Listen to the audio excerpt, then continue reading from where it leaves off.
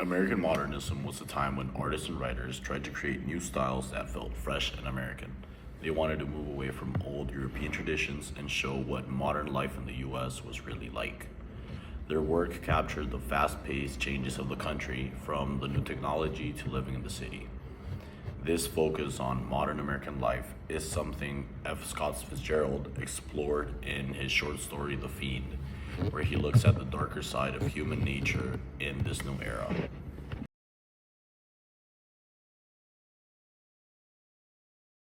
On June 3rd, 1895, on a country road near Stillwater, Minnesota, Mrs. Crenshaw Engels and her 7-year-old son, Mark, were waylaid and murdered by a fiend, under circumstances so atrocious that fortunately it is not necessary to set them down here.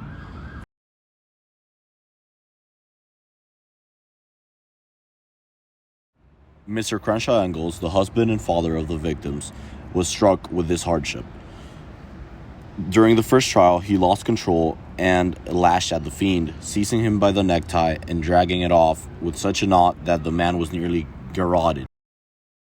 Due to his hardships, he had to sell his house and took a position in Rademacher's department store. At the second trial, Crenshaw cried aloud once. Afterwards, he went to all the members of the state legislature in the county and handed them a bill he had written himself for the introduction of capital punishment in the state. The bill to be retroactive on criminals condemned to life imprisonment. The bill, unfortunately, fell through. When Crenshaw heard this, he wanted to kill the fiend himself, so he went to the penitentiary, but he had to be stopped, so he got a suspended sentence for some months. After his sentence, Crenshaw approached the warden of the penitentiary the fiend was in. He wanted to help the fiend, showing him the true path by means of good books and appeals to his buried better nature. So, after the warden allowed him to visit the fiend after being searched, he was permitted to sit for half an hour in the corridor outside the fiend's cell. Crenshaw's long series of fortnightly visits lasted around 3 decades. He always brought with him something somber and menacing to say, something dark and terrible to read. In this attempt, he wanted to break the prisoner mentally and torture him until he felt that the punishment was enough. At the exact end of 30 years, Crenshaw decided that it was the end for the prisoner.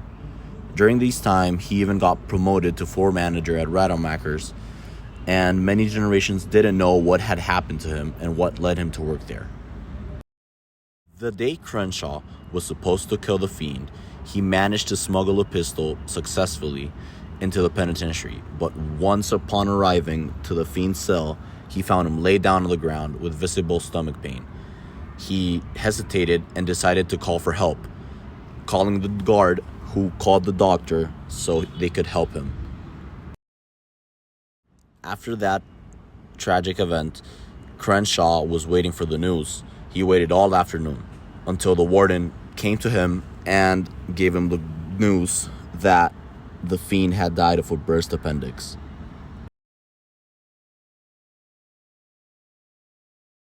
Crenshaw's routine was built around his nightly visits, so when he went and visited again, he didn't find the fiend. He had forgotten he had died. After such realization, he realized he is alone